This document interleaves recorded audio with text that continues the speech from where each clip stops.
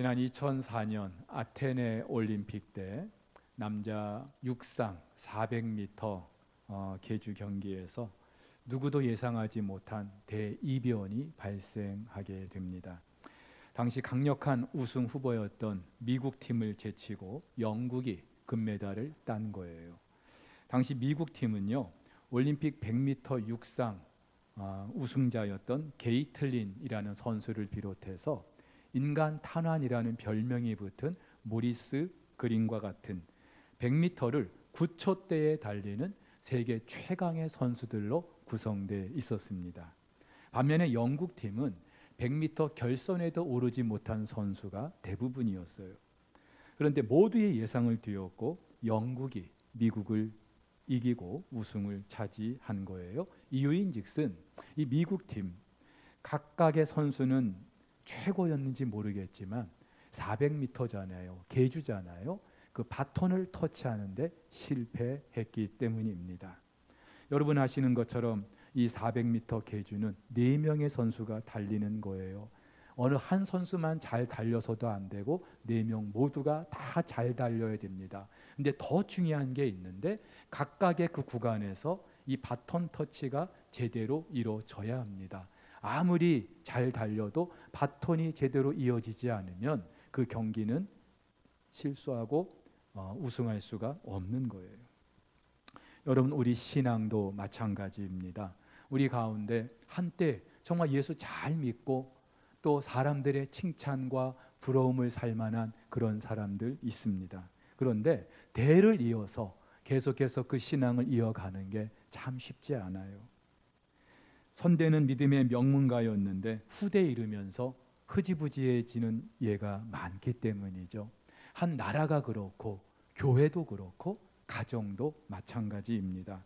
이유가 무엇입니까? 선대와 후대 간에 이 신앙의 바톤 터치가 제대로 이루어지지 않았기 때문이죠. 모세의 뒤를 이어서 가나안 정복 전쟁을 치렀던 여호수아, 이제 어느덧 나이가 많아서 늙게 되었습니다. 애굽 땅에서 노예로 태어났어요.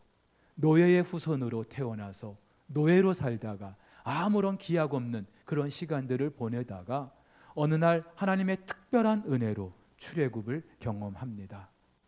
모세의 2인자로 광야 40년 세월을 보냈고요. 특별히 모세가 죽고 난 후에는 이스라엘의 지도자가 되어서 가나안 정복 전쟁에 앞장섰던 사람이기도 합니다. 그야말로 여호수아의 지난 삶은 파란만장했어요. 자, 그런데 그랬던 여호수아도 이제 역사의 뒤안길로 사라져야 될 때가 된 겁니다. 자, 그런데 이때 여호수아는요, 이스라엘의 그 모든 지도자들을 세겜이라는 곳에 모으고 한 가지 의미 있는 의식을 치르고 있습니다. 그것은 바로 하나님과의 언약을 갱신하는 거예요. 우리 어린 친구들, 이 갱신이라는 말 어려울 수 있는데 이전의 것을 다시 새롭게 하는 것을 말합니다. 그렇다면은 언약을 갱신한다고 하면은 이전에 언약이 있었다는 얘기겠죠? 그렇습니다. 이스라엘 백성들이 출애굽하고 나서 시내산에 머무를 때에 이 백성들은 하나님과 첫 번째 언약을 세웁니다. 이 언약의 요지는 이제부터 너희는 내 백성이다, 나는 너희 하나님이다. 이스라엘 백성들에게 있어서는 너무나도 영광스러운 그런 시간이었어요. 자, 그런데 이 백성들이 그렇게 하나님과 언약을 맺고 광야 40년 세월을 지나게 됩니다. 이제 그 광야 생활의 끝지점, 그리고 가나안 땅이 보이는 그 모압 땅에서 모세는 두 번째 언약을 맺습니다. 언약을 갱신하는 거죠. 이때의 의미는 이제 이스라엘 그 출애굽 1세대들은 광야에서 다 죽고 없어졌어요. 근데 이제 가나안에 들어가 살아야 될 사람들은 출애굽 2세대들인데 그 2세대들이 어떻게 하나님을 섬겨야 하는지 그것을 하나님과 다시 한번 새롭게 하기 위해서 언약을 갱신하는 겁니다. 그리고 이제 가나안에 들어갔어요. 그러자 이스라엘 백성들이 여리고 성을 정복하고 아이성을 정복한 다음에 세겜이라는 곳에서 세 번째 언약을 갱신합니다. 여호와의 율법, 축복과 저주의 율법을 그 백성들에게 낭독하면서 이제 하나님께서 주신 이 가나안 땅에서 우리가 어떻게 살아야 될 것인지 다시 한번 그 언약을 갱신하는 거예요. 그리고 이제 여호수아가 죽기 직전에 마지막으로 한 번 더 이 세겜에서 언약을 갱신합니다. 여러분, 이 백성들은 왜 이렇게 자주 하나님과의 그 언약을 갱신하는 걸까요? 그 이유는 대를 이어서 그네들의 신앙과 그네들의 정체를 더 분명히 하고 확인하기 위함이었습니다. 아무리 선대에 훌륭한 믿음을 가졌다 할지라도 1대, 2대가 지나면서 과거에 우리 믿음의 선조들이 어떤 신앙을 가졌는지 그것이 후대에 전해지지 않으면 아무런 소용이 없잖아요.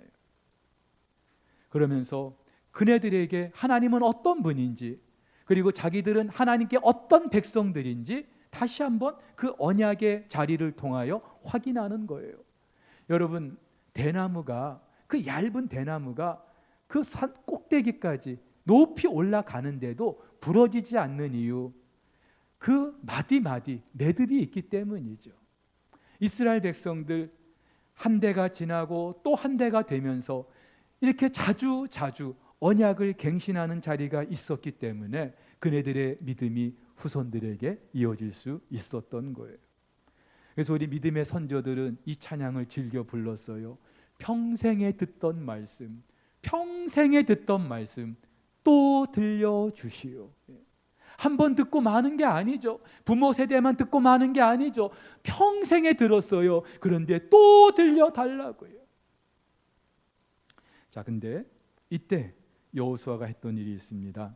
그 자리에서 오늘 여호수아는 지난 이스라엘의 역사를 한번 되돌아보고 있습니다. 오늘 1절부터 13절까지 우리가 읽진 않았는데 지난 이스라엘의 역사를 한번 회고하고 있는 거예요. 하나님께서 그네들의 선조 아브라함을 갈대아 우르에서 부르신 일, 그 후손들을 통하여 가나안에서 살게 하셨던 일, 그리고 야곱의 때에 그 애굽으로 내려가고 큰 민족을 이루게 하신 후에 모세와 아론을 보내서 그 이스라엘 백성들을 애굽에서 나오게 하신 일, 그리고 가나안 땅을 주신 일, 이 모든 것을 다시 한번 정리하고 있는 겁니다. 여러분, 이렇게 지난 과거를 돌아보는, 또 그 백성들에게 회고하는 여호수아는 이 순간 어떤 마음이었을까요? 또 어떤 의도로 지나간 역사를 다시 한번 반복하고 있는 걸까요? 두 가지 목적이 있다고 생각됩니다. 하나는요, 하나님께 감사하기 위함이었어요. 그렇죠? 지나간 이스라엘의 역사, 하나님께서 하신 일입니다. 아브라함을 부르신 것도 그렇고, 100세의 아브라함에게 아들을 주신 것도 하나님이고, 그 후손들이 가나안에 살게 하신 분도 하나님이고, 애굽에 내려가서 종살이할 때에 모세와 아론을 통해서 그들을 이끌어내신 분도 하나님이시고, 그들이 광야 40년을 지나게 하신 분도 하나님이시고, 그들에게 가나안 땅을 주신 분도 하나님이셔요. 그래서 오늘 3절부터 12절까지 그 매 구절마다 그 구절의 주어는요, 하나님이에요. 그 하나님이 이끌어내시고 인도해내시고 그들을 건지시고 그들에게 주시면서, 아울러서 그 과정에서 이스라엘 백성들과 맞섰던 대적들을 하나님께서 대신 싸워주시고 그들을 멸하시고, 그리고 그들에게 약속된 가나안을 주신 거예요. 그래서 모세는요, 모압 평지에서 이렇게 고백해요. 광야에서도 너희가 당하였거니와 사람이 자기 아들을 안는 것 같이 너희 하나님 여호와께서 너희가 걸어온 길에서 너희를 안으사 이곳까지 이르게 하셨느니라. 그는 너희보다 먼저 그 길을 가시며 장막 칠 곳을 찾으시고 밤에는 불로 낮에는 구름으로 너희가 갈 길을 지시하신 자시니라. 그렇죠? 하나님께서 이 백성들을 안고 오셨대요. 그냥 내 뒤를 따라와라 하면서 뒤도 돌아보지 않고 당신 혼자 달려오신 게 아니라 이 백성들을 안고 그 하나님께서 이들을 가나안에 들이시면서 그들이 수고하지 아니한 땅을 주시고 그들이 세우지 않은 성읍을 주시고 그들이 심지 아니한 포도원과 감람원을 주신 거예요. 하나님이 다 하신 일이에요. 지금 여호수아는 이 사실을 다시 한번 그 백성의 지도자들에게 확인시켜 주고 있는 거예요. 봐라, 하나님께서 우리 민족을 여기까지 이렇게 인도하시지 않았느냐. 무엇을 의도하기 위함입니까? 그 하나님께 감사하는 거예요. 감사하는 거예요. 근데 여러분, 이들만 그렇습니까? 오늘 우리 이렇게 한 자리에 모여서 하나님께 예배드리고 있어요. 대개는 2대가 함께, 또 3대가 함께 예배드리는 가정들이 있습니다. 참 귀하죠? 물론 예수 믿는 사람이 나밖에 없어서 혼자 외롭게 이 자리에 앉아 계신 분들도 계셔요. 하지만 여러분, 괜찮아요. 다른 거 다 떠나서 하나님께서 지나간 나의 그 인생 가운데, 우리 가정에 지나간 과거 가운데 행하셨던 일들을 우리가 한번 다시 돌아볼 수 있기를 원합니다. 그 중에 제일로 가장 중요한 거, 우선된 거, 하나님께서 저와 여러분들을 죄와 사망의 그런 권세에서 우리를 건지시고 하나님의 자녀 삼아 주신 이 놀라운 은혜를 우리 이 시간 다 같이 하나님께 감사할 수 있기를 주의 이름으로 축복합니다. 여러분, 그렇지 않아요? 만약에 하나님께서 저와 여러분들을 택하지 않으셨다면, 당신의 백성으로 불러주지 아니하셨다면, 구원하지 않으셨다면, 당신의 자녀로 우리를 세우지 아니하셨다면, 우리는 지금 얼마나 세상 속에서 방황하면서 소망 없는 그런 삶을 살아가고 있겠습니까? 그런데 하나님께서 무슨 은혜로, 우리가 무슨 공로가 있고 자격이 있다고 우리를 택하시고 불러주셔서 당신의 존귀한 자녀가 되게 해주셨어요. 믿음의 가정을 이루게 하셨어요. 얼마나 감사한 일입니까? 물론 쉽지 않았어요. 그렇게 하나님의 은혜로 살아오는 날들 가만히 돌아보면은 쉽지 않았어요. 특별히 코로나 팬데믹으로 인해서 큰 어려운 시간들도 있었어요. 하지만 그래도요, 하나하나 우리가 가만히 돌이켜 보면은 모든 것이 하나님의 은혜였어요. 얼마 전에 어머니 계신 요양원에서 연락이 왔어요. 코로나 때문에 어르신들 면회가 어려운데 효 잔치를 벌이려고 하는데 가족들이 어머니들께 보내는 영상을 이렇게 좀 보내줬으면 좋겠다. 근데 저희 4남매 다 뿔뿔이 흩어져 있고요. 뭐 저희 아이들도 그렇고 조카들도 그렇고 한 자리에 모인다는 게 이게 불가능한 일 같았어요. 그래서 하는 수 없이 어머니 즐겨 부르셨던 찬송가 301장, 그것을 각자 한 소절씩 부르게 하고 그거를 편집해 가지고 하나의 영상을 만들어서 어머니께 보내드렸어요. 그 찬송가 1절 1호처 우리 같이 할까요? 지금까지 지내온 것 주의 크신 은혜라, 한이 없는 주의 사랑 어찌루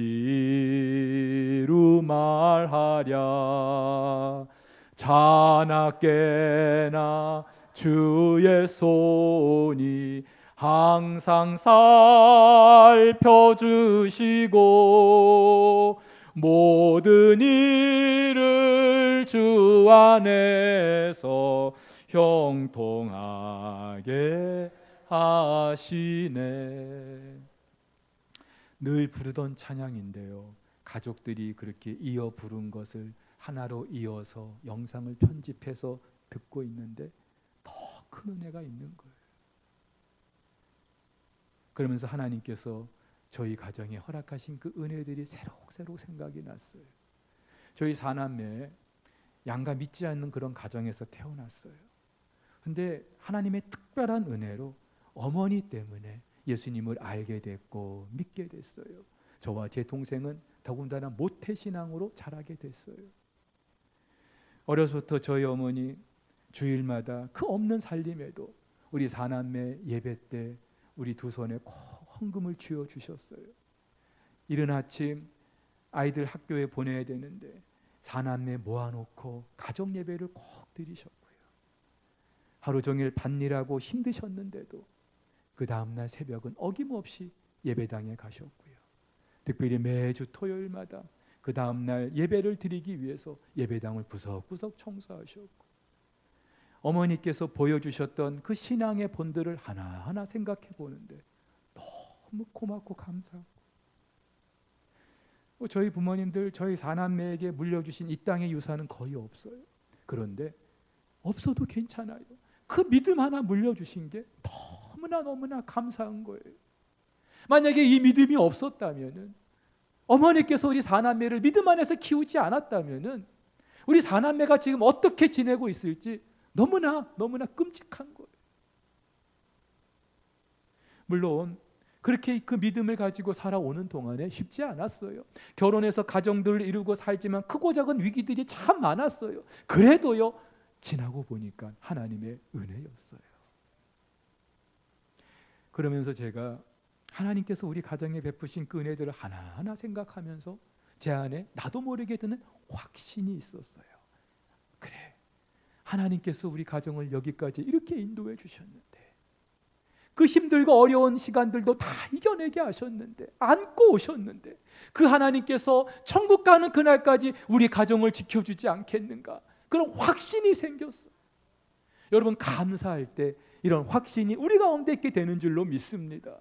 오늘 집에 돌아가셔서 가족들과 함께 한번 한자리에서 가정 예배를 드려보세요. 그러면서 다른 거 다 내려놓고 하나님께서 우리 가정에 어떤 은혜를 베풀어 주셨는지 그걸 한번 같이 나눠보세요. 얼마나 풍성한 은혜의 시간이 될까요? 근데 여러분, 여호수아가 그렇게 감사하면서 또 하나 그 백성들이 하게 했던 것이 있습니다. 결단하는 거예요. 결단. 지금 여호수아가 이제 나이가 많고 이제 죽을 날이 가까웠어요. 근데 이 백성들을 보니까 하나 염려되는 게 있는 거예요. 이 백성들 중에 여호와 하나님이 아니라 다른 이방신을 섬기는 이들이 있는 거예요. 출애굽하고 나서 수십 년이 지났는데도 아직 애굽 땅에서 섬겼던 그 신을 여전히 섬기고 있는 사람들이 있는 거예요. 가나안 땅에 들어온 지 이제 얼마 안 됐는데 벌써부터 이 가나안의 신을 섬기고 있는 사람들이 있는 거예요. 여러분, 죄는요 이렇게 끈질기고요, 죄는요 이렇게 너무나도 순식간이에요. 만약에 이대로 여호수아가 눈을 감으면 그 백성들, 과거 출애굽도 제대로 모르는 그 백성들, 그저 그 이방의 신을 섬기느라고 그렇게 살아갈 텐데, 그때 이 백성들의 운명이 어떻게 될지 여호수아는 너무나 염려가 됐던 거죠. 그러면서 오늘 15절에 이렇게 결단을 촉구합니다. 만일 여호와를 섬기는 것이 너희에게 좋지 않게 보이거든 너희 조상들이 강 저쪽에서 섬기던 신들이든지 또는 너희가 거주하는 땅에 있는 아모리 족속의 신들이든지 너희가 섬길 자를 오늘 택하라. 오직 나와 내 집은 여호와를 섬기겠노라. 여러분, 한때 이스라엘의 지도자였고 지금도 지도자이고 이제 나이가 많아서 이 땅을 떠날 날이 가까운 여호수아가 그 백성들에게 당부하고 싶었던 말이 좀 많았겠습니까?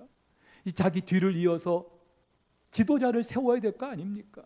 또 가나안 땅에 들어온 지 얼마 안 되기 때문에 그 땅에서 정착해서 사는 일이 만만치 않았을 거예요. 지파들이 다 흩어져 있는데 그 지파들끼리 서로 연합해서 한 민족의 정체성을 갖게 하는 것도 너무나 중요한 일이었을 거예요. 가나안 땅에서 먹고 사는 경제 문제, 후손들을 가르치는 교육 문제, 이방 민족들과의 외교 문제, 해결해야 될 문제가 산적했을 거예요. 지금 윤석열 대통령 이제 새 정부가 시작됐는데 좀 할 일이 많겠습니까? 근데 여러분, 여호수아는 이때 다른 거 다 내려놓고 너희들 오직 여호와만 섬기기로 결단해다오. 왜요? 이게 가장 중요하기 때문에. 다른 거 다 잘 돼 있어도 이거 실패하면은 다 실패하는 거기 때문에, 하나님이 이들의 주인이 되시기 때문에. 근데 여러분, 여호수아가 이렇게 말할 수 있었던 이유가 있어요. 출애굽하고 나서 얼마 되지 않아 이 백성들이 12명의 정탐꾼을 가나안에 보내죠. 그런데 그 중에 10명이 와서 뭐라고 말합니까? 저희가 가보니까요, 저 가나안 땅 우리보다 힘도 세고요, 키도 크고요, 우리가 도무지 저들을 이길 수가 없습니다. 그들에 비하면 우리는 메뚜기입니다. 그렇게 부정적인 보고를 해요. 그러자 백성들이 그 말 듣고 땅을 치면서 밤새 통곡을 합니다. 모세와 아론을 원망합니다. 근데 이때 여호수아와 갈렙은요, 아닙니다. 아닙니다. 저들이 키도 크고 비록 힘도 세지만 하나님이 우리와 함께 하시면 저들은 우리의 밥입니다. 우리의 먹이입니다. 근데 하나님께서 여호수아와 갈렙의 이 보고를 기뻐하셨어요. 그들이 온전히 당신을 따랐다라고 그렇게 인정해 주십니다. 결과가 어떻게 됐습니까? 당시 20세 이상으로 여호수아 갈렙만 가나안 땅에 들어갈 수 있었어요. 여호수아는 이걸 경험했거든요. 자기의 지난 인생에서 이걸 분명히 경험했거든요. 그렇기 때문에 지금 그 백성들에게 피를 토하는 심정으로 너희들 하나님은 살아계셔. 그리고 그 하나님이 우리 삶의 가장 우선에 있어야 돼. 이걸 지금 목놓아 결단을 촉구하고 있는 거예요. 오늘 이렇게 온 가족 예배로 드리고 있는데 우리 앞선 부모님들, 우리 자녀들에게 여호수아 같은 그 마음으로 결단을 촉구할 수 있기를 주의 이름으로 축복합니다. 우리 자녀분들도 부모님들의 그 믿음을 내가 그대로 잘 이어받겠습니다. 결단할 수 있기를 축복합니다. 88 서울올림픽이 그 준비가 한창이던 때요. 제가 갑자기 영장을 받고 군에 입대하게 됐어요. 저도 그렇고 가족들도 그렇고 다 당황스러웠어요. 갑자기 가게 돼가지고. 그래도 어떻게 해요? 가야죠. 그래서 이제 훈련소에 입소하는 그 아침 어머니께 큰 절을 올리고 가려고 엎드렸는데 눈물이 왈칵 쏟아지는 거예요. 저는요, 어머니도 눈물을 흘리실 줄 알았어요. 그런데 어머니는 눈물 한 방울 안 보이시고 저한테 딱 한 말씀 하시는 거예요. 군에 가서도 신앙생활 잘해야 된다. 군에 가서도 신앙생활 잘해야 된다. 여러분, 어머니라고 큰아들이 갑자기 군에 가는 게 당황스럽지 않았을까요? 근데 그 말씀밖에 할 말씀이 없었을까요? 당신의 큰아들이고 더군다나 목사가 되겠다고 신학교 다니고 있었던 아들인데 그 말씀밖에는 할 말씀이 없었을까요? 처음엔 좀 서운했어요. 근데 시간이 지나면서 어머니가 그날 왜 그런 말씀을 하셨을지 제 마음에 한번 되새겨보게 됐어요. 이유가 있었어요.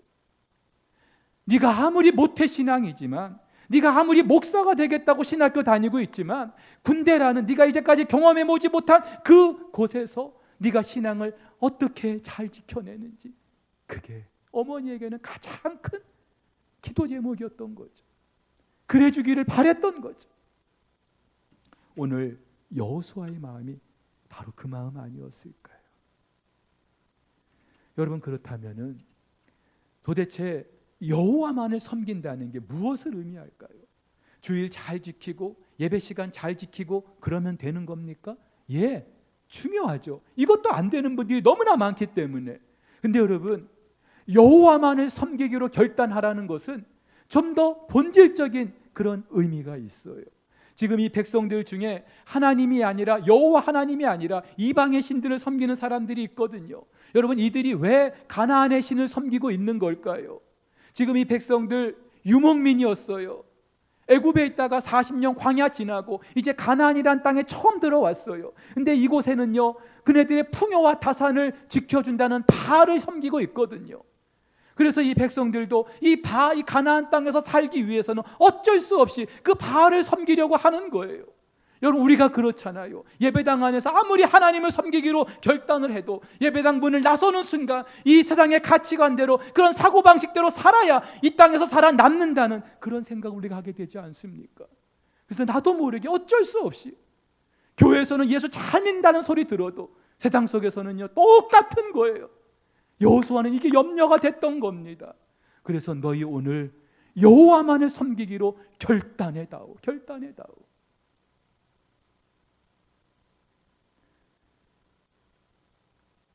두 주인을 섬길 수 없잖아요. 무엇보다 이스라엘의 하나님 여호와는 이스라엘만의 하나님이 아니죠. 온 우주 만물을 지으신 창조주가 되시고 역사의 주권자가 되시기 때문에 그 하나님을 섬기는 것은 이 백성들에게 있어서 너무나도 중요한 일이었어요. 그래서 오늘 여호수아는 그 하나님을 섬기되 어떻게 해요? 자기와 갈렙이 그랬던 것처럼 온전함과 진실함으로 하나님을 섬겨라. 한마디로 일편단심으로 하나님만을 섬기라고 결단을 촉구하고 있어요. 근데 여러분 아시죠? 이렇게 결단을 촉구한다는 게 말로만 해서 되는 게 아니죠. 부모님들이 보여줘야 돼요. 여호수아 갈렙이 그랬듯이 보여줘야 돼요. 보여주지 않고 말로만 한다면 우리 아버지 어머니 말은 저렇게 하면서 세상 속에서는 똑같이 사는 거 내가 다 보고 있는데, 나 알고 있는데 어떻게 신앙이 이어질 수 있겠습니까? 지금 여호수아는요, 그 백성들에게 또 하나의 종교적인 굴레를 지금 씌우는 게 아니에요. 소위 말해서 꼰대 노릇하는 게 아니에요. 지나간 역사 속에서 하나님을 경험했어요. 그 하나님께서 역사의 주인이시 분명히 알고 있어요. 그렇기 때문에 정말로 그 백성들에게 결단을 촉구하고 있는 거예요. 감사하게도 그 백성들도 아멘으로 화답하고 있습니다. 17절에 이렇게 말해요. 우리가 결단코 여호와를 버리고 다른 신들 섬기기를 하지 아니하오리니 그러므로 우리도 여호와를 섬기리니 그는 우리 하나님이심이니이다.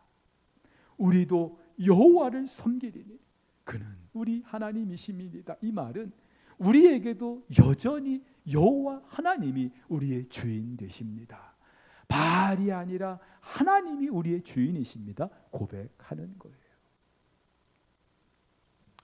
서울 영락교회 오경삼 장로님 가정 이야기입니다. 이분의 이야기가 신문에 실린 적이 있는데, 이 장로님 가정은 우리나라에 복음이 처음 전파되었던 19세기 후반에 선교사님으로부터 그 선대가 예수님을 믿게 됐어요. 근데 그로부터 지금까지 7대에 이어서 신앙을 이어오고 있다고 합니다. 대단하지 않습니까? 해방 전에는 황해도 지역에서 신앙생활을 하시면서 그 가문에서 훌륭한 목사님 또 장로님들이 많이 나오게 됐고요. 전쟁을 겪고 남한으로 이렇게 피난 와서도 한결같이 그 믿음으로 사셨던 가정입니다. 얼마나 많은 고비가 있었을까요? 그런데도 흔들리지 않고 그 믿음을 이어왔던 거예요. 어떻게 그럴 수 있었을까요? 그렇죠. 그 장로님의 그 앞선 세대들이 그 후손들을 위해서 눈물로 기도하고 헌신했던 거예요. 그리고 그 후손들도 그 앞선 세대들이 어떻게 살아가는지 그것을 지켜보면서 그 믿음을 이어가기로 결단을 하고 몸부림했던 거예요. 그 한 예로 이 장로님 가정은요, 벌써 20년째 매년 1박 2일로 가족 수련회를 진행한다고 합니다. 이제 막 걷기 시작한 그 어린아이로부터 80대 그 어른에 이르기까지 수십 명이 한 자리에 모여서 1박 2일 동안 부흥회를 하는 거예요. 그러면서 할아버지 할머니들이 어떻게 신앙생활했는지, 그때 하나님이 어떤 은혜를 주셨는지 아이들에게 이야기해 주는 거예요. 그 아이들 손을 잡고 기도해 주는 거예요. 상상만 해도 너무나 감동적이고 흐뭇하지 않을 수가 없어요. 그래서 이분이 이렇게 이야기를 합니다. 부모님의 기도를 먹고 자란 자녀들은 4가지 특징이 있다는 거예요.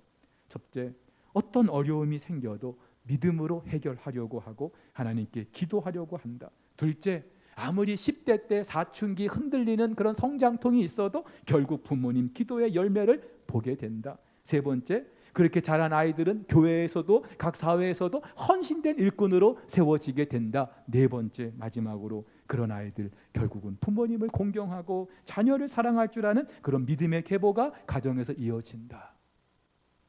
이분이 책 보고 이런 얘기를 했을까요? 아니죠.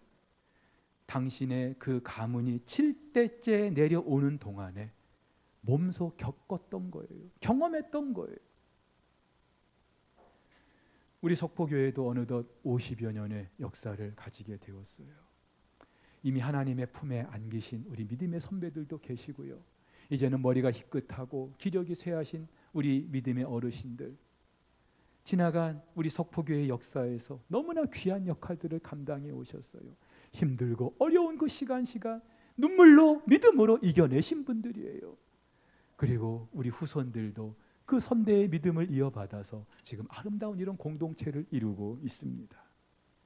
우리 주님 다시 오시는 그날까지 우리 속포교회가 이런 아름다운 믿음의 계보를 계속해서 이어갈 수 있기를 주의 이름으로 축복합니다. 오늘 함께 예배한 우리 모든 믿음의 가정들, 한때 예수 잘 믿는 것으로 끝나는 게 아니라 대를 이어서 계속해서 하나님께 기쁨이 되고 많은 사람들에게 정말 귀감이 되는 그런 믿음의 가정들 만들어갈 수 있기를 예수님의 이름으로 축복합니다.